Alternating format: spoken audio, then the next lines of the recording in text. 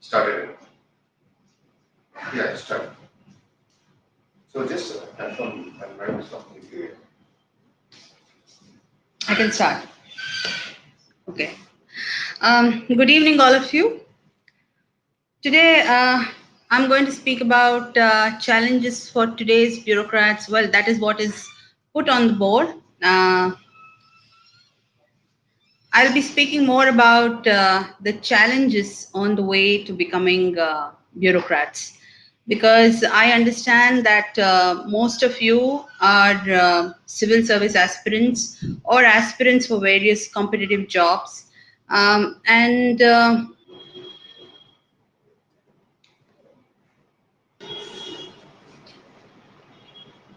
It's back, is it? Okay. Huh? Okay. Madam will start from the beginning now.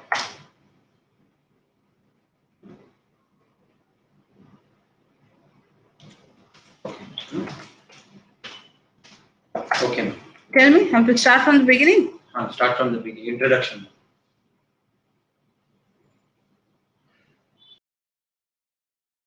Still people are joining.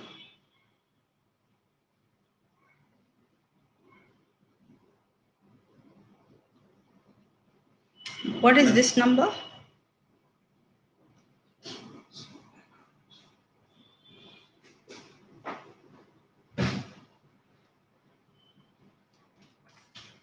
People joining.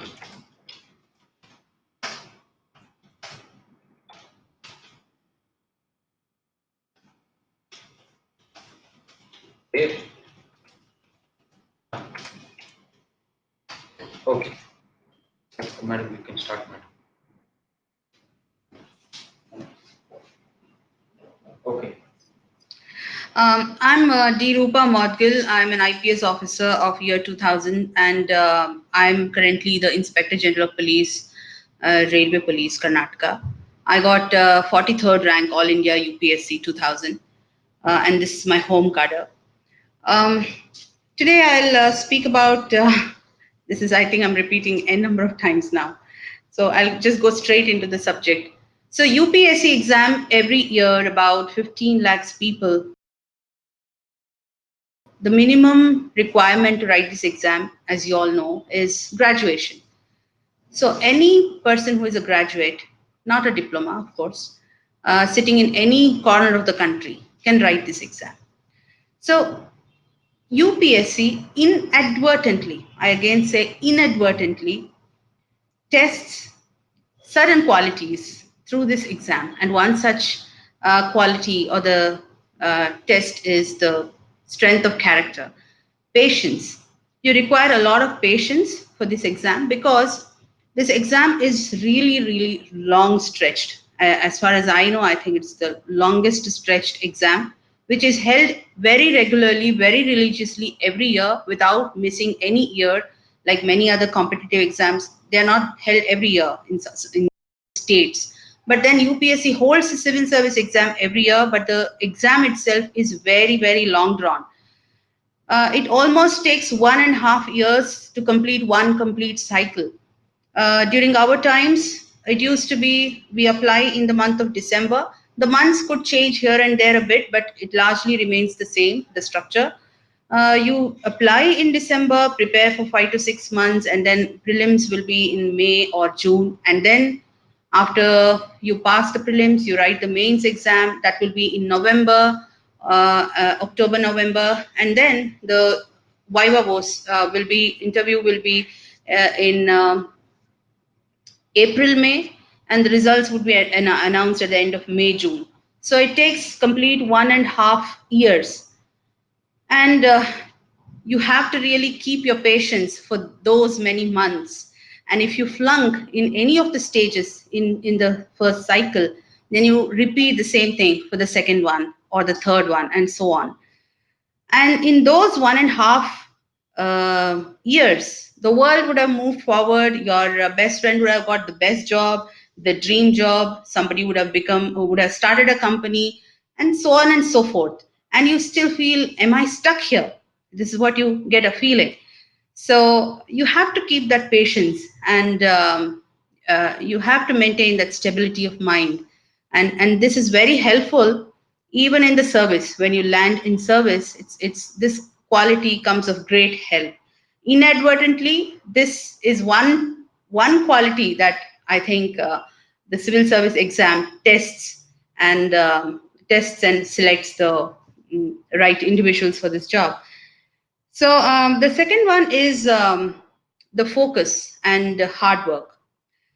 There might be some toppers who will tell you that well, I read only for 10 hours, 12 hours, and I got through.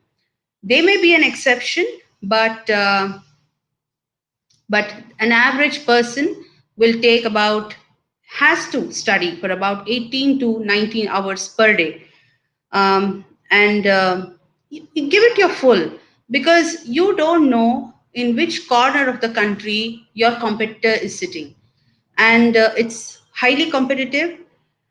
uh, Anybody with a graduation can write this exam: a BA, BSc, a BCom graduate, BBA, BCA, B Pharma, MBBS, engineering, I mean BE, BTech, anybody can write this exam. So you never know your competitor, how well the other one is prepared. And it's not that so many, depending on the vacancies, you will get selected.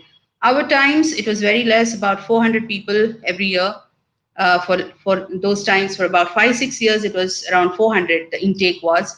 Nowadays, I think it has increased to I don't know, but people say that it is about 1,000, sometimes 1,500, 1,200, and so on. So out of 15 lakhs people, only 1,200 or 1,000 will make it. So it is very competitive. So for 1 year, you give up all your comforts and luxuries and take it up as penance. During our times, giving up comforts, luxuries was like you get holed up in your room, you don't go out anywhere, don't hang out with friends, don't go to restaurants or movies, and so on. But today, it's a big challenge to actually focus, to remain focused. With this deadly instrument called the smartphone on your palm, it really becomes very, very difficult.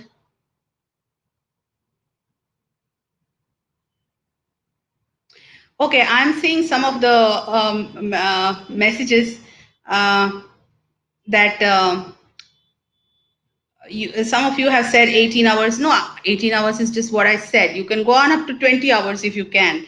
I mean, there is too much discussion on that. I'm seeing the board. Well, okay. So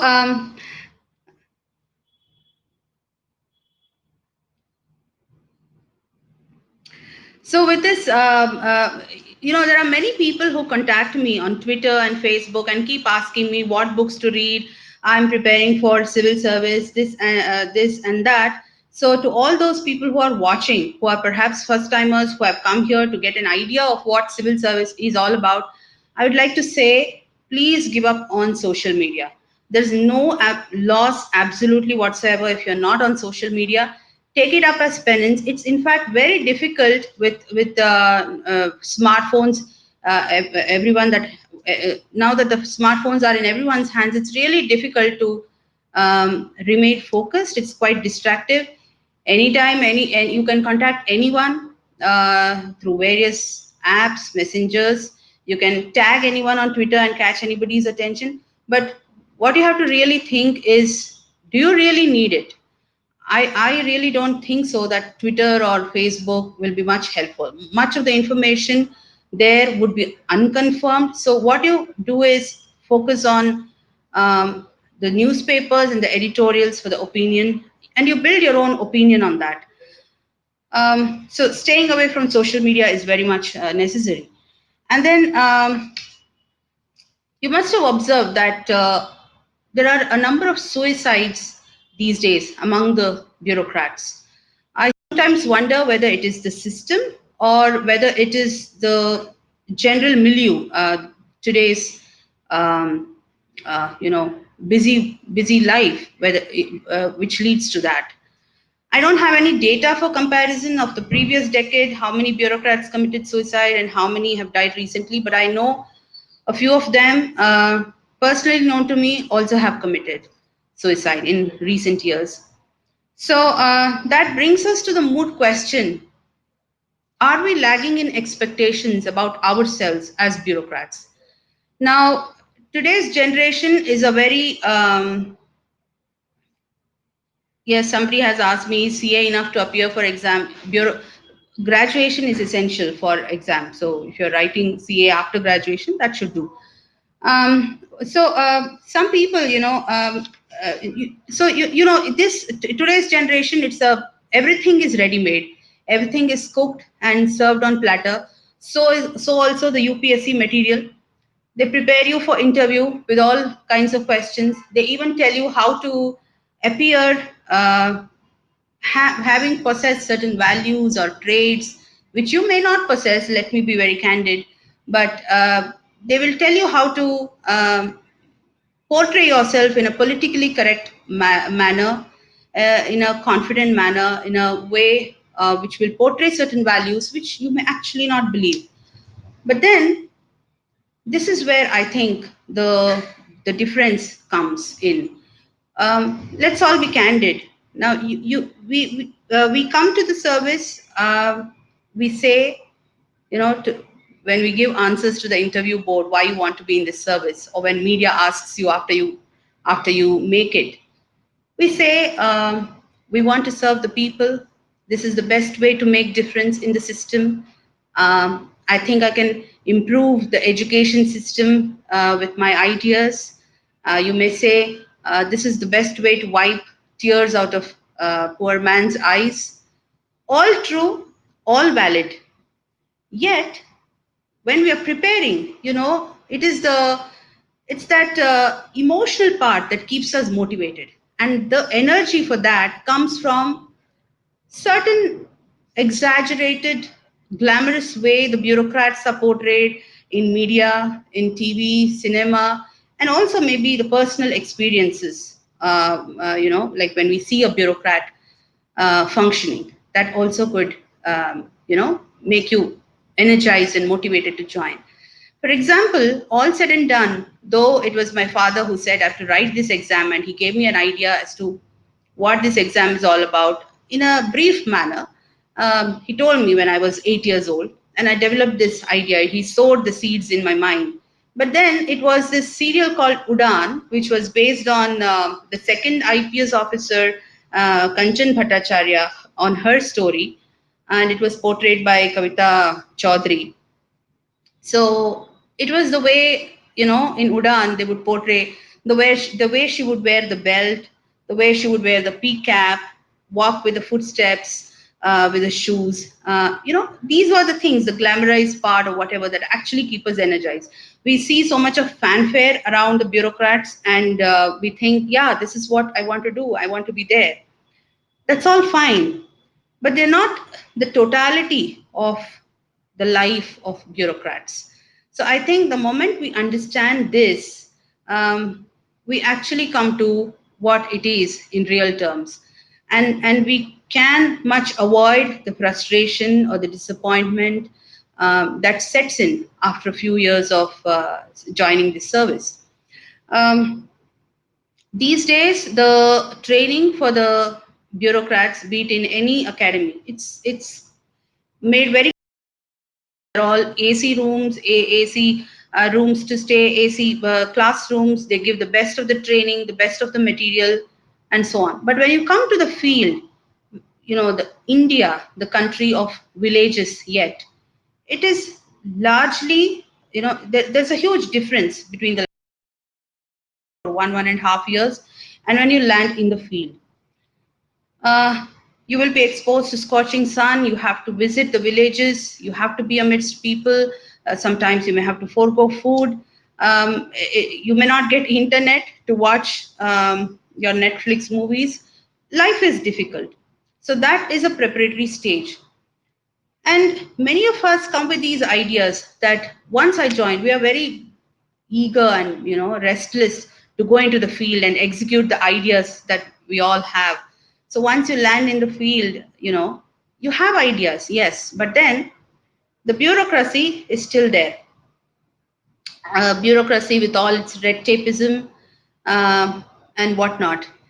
It continues. It hasn't changed much, and it is very slow to change.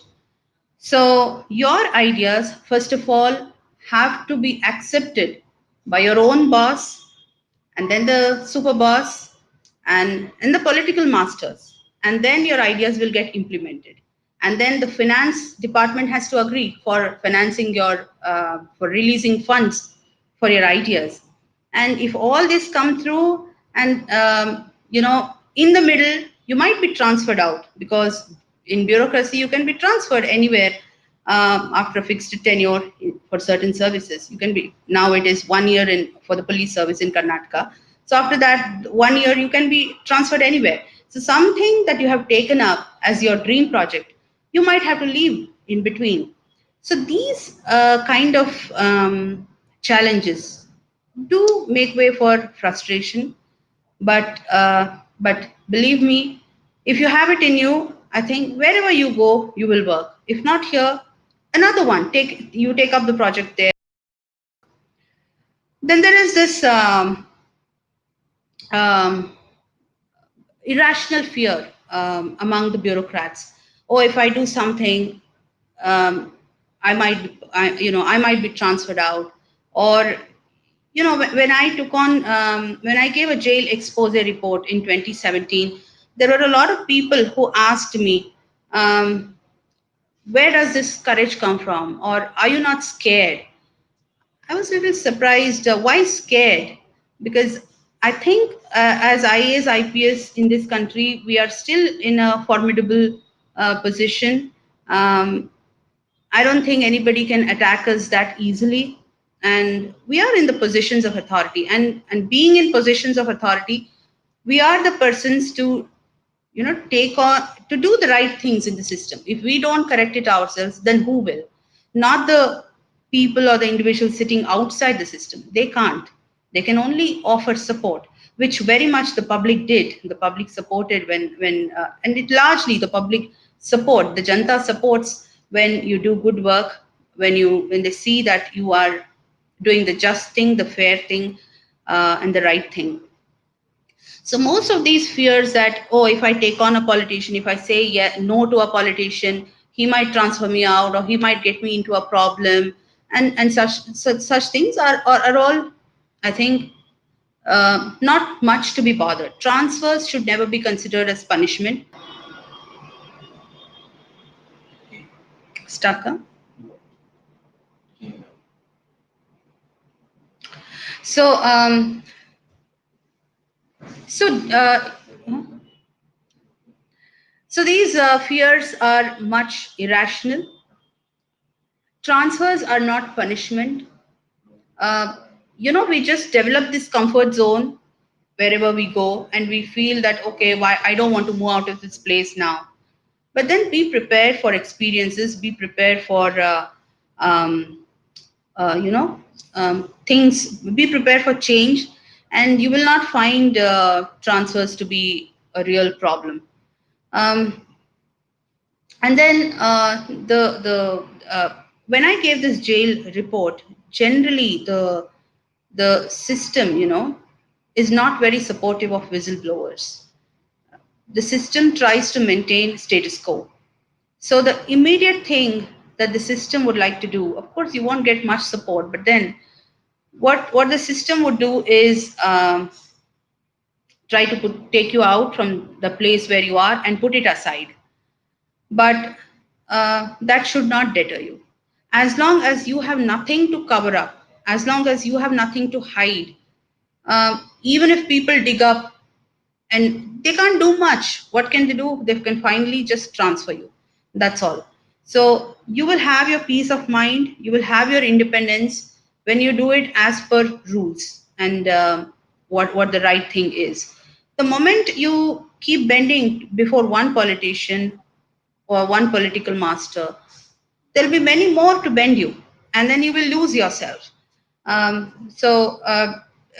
Most of these fears, I think, are irrational, and courage, I believe, is a habit. If you act courageously in one situation, you get to act courageously in another situation. I think these are the qualities we have to prepare ourselves when we are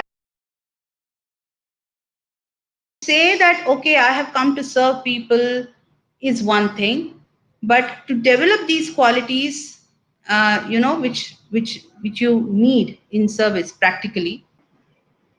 Now, Yeah, now let's calm. Okay. Please. okay. So I think you should prepare yourself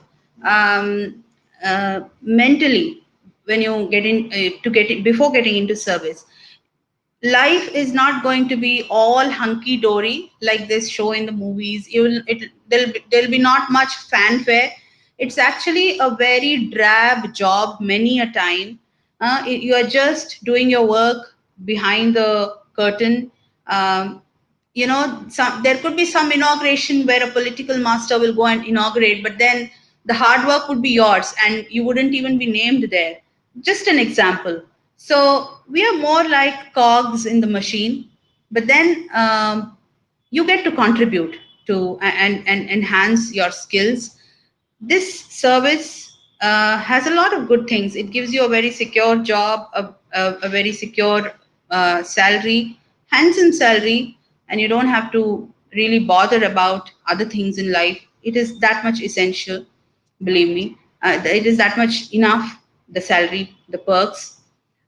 You also um, get to move among all kinds of people, which is a very rich experience. Now, for example, in police, the superintendent of police, he gets to interact with the poorest of the poor, the most criminal mind, and he will also interact with the highest of the bureaucrats, the elite, the politicians, the ministers, and so on. So it gives a very diversified experience. And I think this is what makes one rounded in the system. And it really contributes to your personality.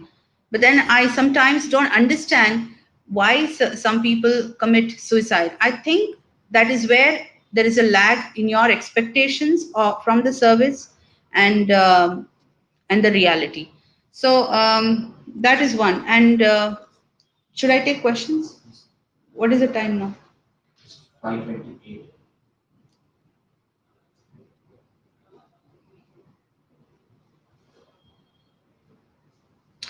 I'm not. Some people have asked me what is my personal experience in such and such thing and so on, but I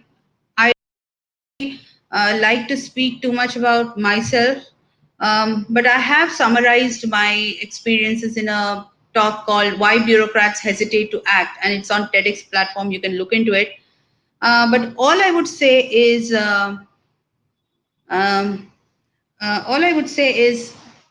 this is the best service you can land in. It gives variety of experiences. It gives you good money in terms of salary. It gives you respect. It gives you authority. It gives an opportunity to really make a difference, um, to wipe poor man's tears. But then it also has got certain set of things that really could, um, may not be as per your expectation. But for that, I think you have to develop those traits that will make you stable, um, and able to withstand the frustrations and to go on. So only if you have that in you, then then only you take up this exam. Otherwise, when you compare yourself, there are many times it happens, comparisons, it just occurs naturally to mind. So there are people who compare themselves with the corporates. There are people who compare themselves with maybe politics, uh, with politicians, like sometimes the growth chart and so on. So when you compare yourself with corporates and so on, um, maybe you will not earn that much money, a salary in this service. But then it has got different sets of things.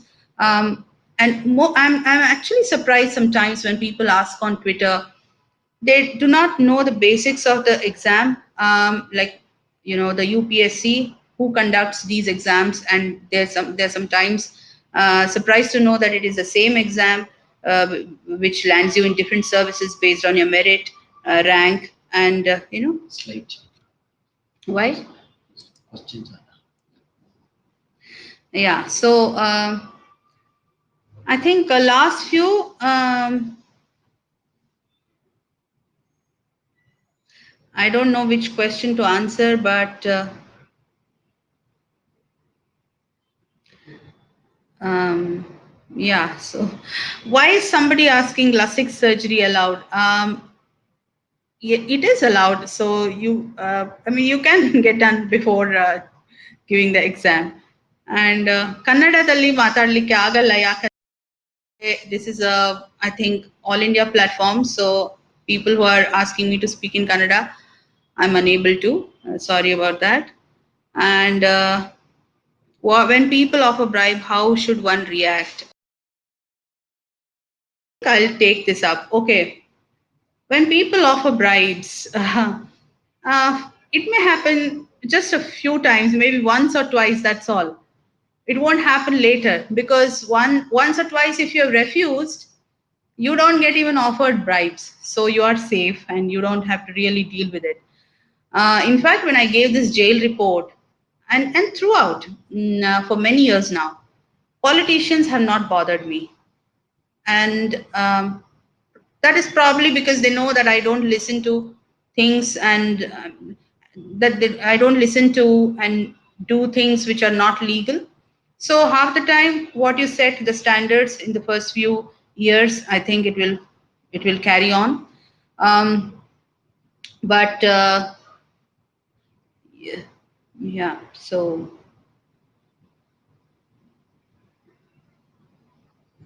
any other PPT questions? Yeah, somebody is asking. I think I've covered this, but as I said, this takes a lot of things. Okay, one or two I'll answer. How did you face the various political and criminal pressures in your career? I don't feel the pressure. As I said, not many politicians tell me anything because they probably know that I will not yield to them. So this is the thing. All politicians saying certain things always is not bad. Many times bureaucrats keep their door closed, they don't listen to people, they don't meet people, and that is why the people are forced to go to the public representatives, and that's a very bad sign for the bureaucrat. Keep your door open and meet people. This is what I have to say to young bureaucrats. And when you do that, you will have a lot of things coming your way. You will hear a lot of things. You can even set right your own office.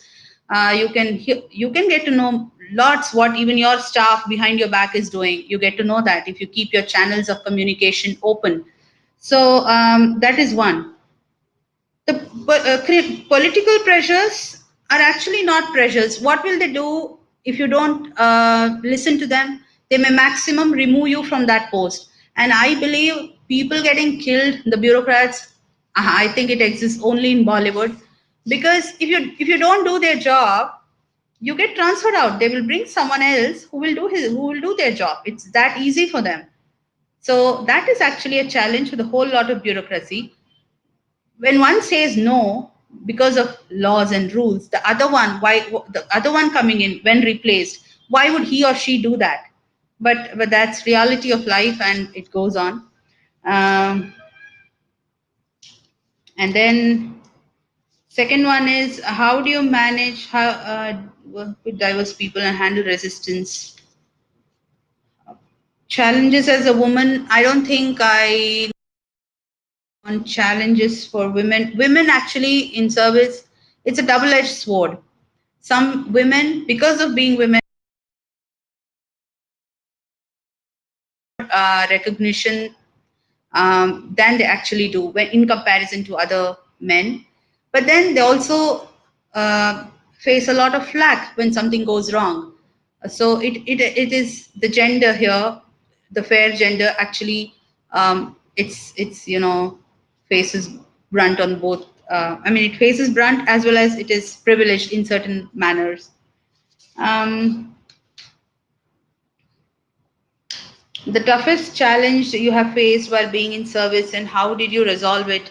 The toughest challenge so far has been the jail expose report I gave in 2017. It's not that it's one of its kind that I've done. It is in tune with my personality. I've been doing this, but only this case got highlighted because it involved a high-profile politician who is still a high-profile politician, I believe. The challenge in that was when I gave this report, there was a defamation suit filed, slapped on me. It is still continuing, but I am confident because I have not defamed anyone. That is one. Second, the government could have been punitive, but they transferred me out. But even if the government had taken any punitive action, I was confident that I've done everything right, and I would have still fought it in the court of law. So I have, because I had nothing to cover up. I had no self-interest. I had no eggs to grind in that expose thing. So and I did not have anything to cover up, even from the previous years. So I think that kept me going. One thing that I would like to tell, or that catches my attention, is how bureaucrats use social media. Sometimes they put certain things, they post something on Facebook or Twitter, and then after they receive flack or criticism, they remove it after 1 or 2 hours. Uh, I think we bureaucrats do have, we can be quite influential on social media. We can,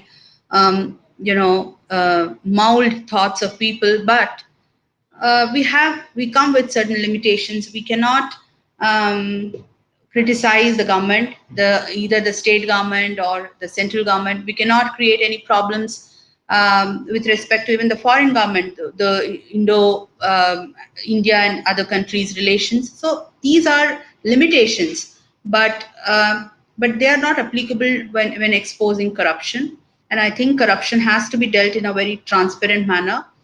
And so when bureaucrats put something on social media, I think keeping the service rules, there is a way to say it. And certain things, of course, you have to keep mum. You can't want blabbering everything. This is one. Um,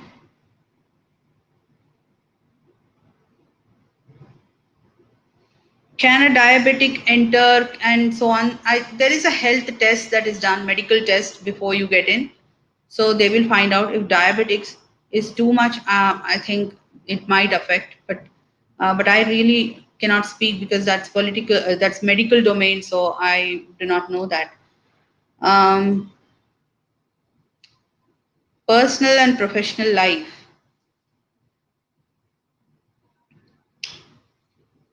Um, what People are putting a lot of things. Hand fracture. Yeah, hand fracture gets fine, isn't it? After a few months, so you can as well write the exam. And yeah, so somebody has written, I got 97% in ninth. Please give me advice. So see, for those of you who are still young and who are still planning to write exam after many years, I'd like to say, if you're in school, if you're in high school or college, participate in as many extracurricular activities as possible. Participate in essay competitions, quiz competitions, general knowledge, and so on, because that will enrich your knowledge and you don't have to spare extra time for general studies, because that's what happened with me. I was good in extracurricular activities that actually saved my time for general studies. And then UPSC says it is graduation, the what paper level, but then it is even post graduation things you study, that syllabus also may not suffice. So you have to really do both extensive and intensive study in balance, and keep your cool. So Yeah. So any question that your people want me to answer? The questions will be there. On Yeah, they are here. I know they're here. Mm. In your opinion, would you suggest CSE up to?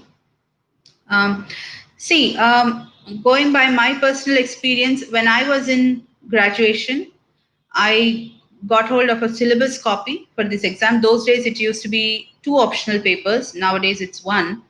So I prepared more than what was taught in college, keeping in view this syllabus. So that helped me. So you study extra. I think that definitely helps. Um,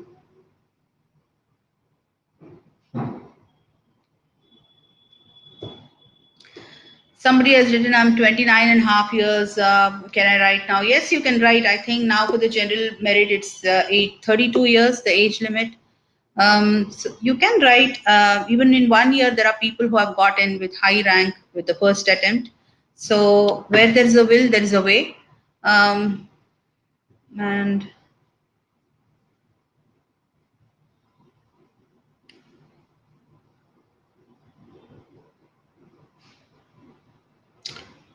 what are the other questions? How many times you can write the exam? General merit students have 4 attempts, and I think now the age limit is 32. I think OBC has 7. I'm not sure because these criteria they keep changing. I'm not really abreast of the recent ones. Um, what else? I think I've answered most of the question. ಬೇರೆ ಯಾವ್ದಾದ್ರು ಇದೆಯಾ? ಇನ್ನು ಯಾವ್ದು ಹಿಂದೆ ಇತ್ತಲ್ಲ ಅದು ಕೊಡಿ ನೋಡೋಣ ಕ್ವಶನ್ಸ್. ಅದು ಹಿಂದೆ ಇದ್ದು ಅಷ್ಟೇ ಮೇಡಮ್. ನಿಮ್ಮ ಇವ್ರಿಗೆ ಕೇಳಿ, ಫೋನ್ ಮಾಡಿ ಕೇಳಿ ಯಾವ್ದಾದ್ರು ಬೇರೆ ಕೇಳ್ಬೇಕಂತ. See, what's your motivation now? I'll answer this. So far, so good. Of course, I've seen ups and downs, um, but this service has given me a lot of satisfaction. I sometimes wonder when the senior bureaucrats they keep telling, "Oh, this service is enough for for my own generation, for my generation. I don't want my kids to get into this, or I don't see my kids interested." I when they comment like this, I find it very interesting because I find it actually surprising too because they are the ones who were bright and did well in job, but what makes them feel that it's not worth trying again for their sons and daughters, I really don't understand. But I'm telling you, this service is the best one, not just in terms of um, what it gives you, but it internally helps you to really become a person at peace and to realize your potential the best. So do try for this and give your best. I have lagged behind in current affairs. How can I cope? So current affairs, how can I cope? Well, how can you cope? You have to. I think you get some current affairs capsules by these academies and there are various competition magazines which give the idea. And of course, current affairs, they do come from newspapers, the media, but try and avoid the media because it's very addictive. Stick to newspapers, avoid social media.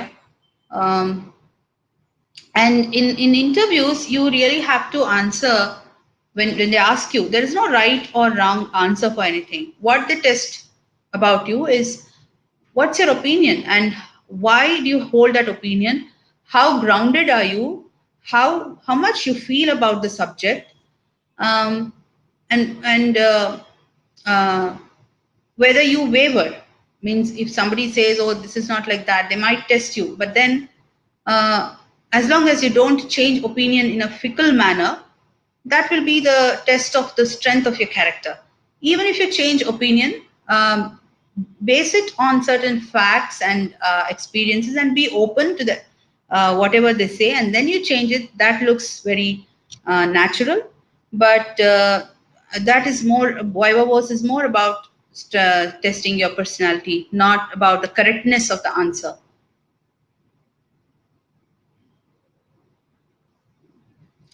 Many people ask me, UPSC, does it ask for bribes?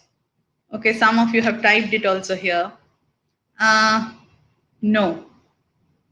I think this is one place which is still very sacrosanct. Nothing works. People might just think this and that, but those are sour grapes. But then if you ask anybody who has got through UPSC, I'm not speaking of others, they'll vouch for it that they have not paid a single penny. So that should actually reduce corruption, because when you don't come into service by paying money, you have to be honest. But then I think the system corrupts. So how you maintain yourself intact without getting influenced by the system around, that's also a big challenge. But UPSC, I would still say has maintained its standards, and nothing works. Only your hard work, and hard work pays. Why I want to say this is because when I was writing this exam, 20 years ago, that was in 2000, I wrote in 99. So when I wrote there, and I wrote from Karnataka, and those days not many people used to attempt this exam from Karnataka. Not many knew that there is this exam. Very limited people used to write. So and even when I was preparing, there were my own relatives who said, oh, all this doesn't work. What is required is influence. What is required is money, connections. So I just laughed at them because they tried to impose this on me. But don't buy these arguments ever. It's not like that. It's only hard work, and just stick to yourself. What are they saying?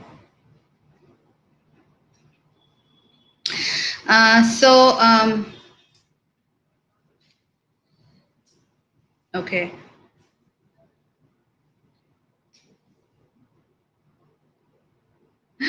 Somebody is asking why I chose IPS. Well, I got 43rd rank. I was also interested in khaki because for long years I was in NCC. I represented Karnataka Goa Directorate in the prestigious Republic Day camp, which is a very prestigious one. You have to cross 5 to 6 levels of selection and then only get to participate there. And when I went there, Miss Kiran Bedi had come and she addressed us. And then there was this serial when I was growing up. At the same time, when I was in 9th standard, there was this Udan serial. So all these things, and I was there in NCC, even in college, I passed all ABC certificates. So I think it was khaki that really, attracted me. So IPS. Yeah.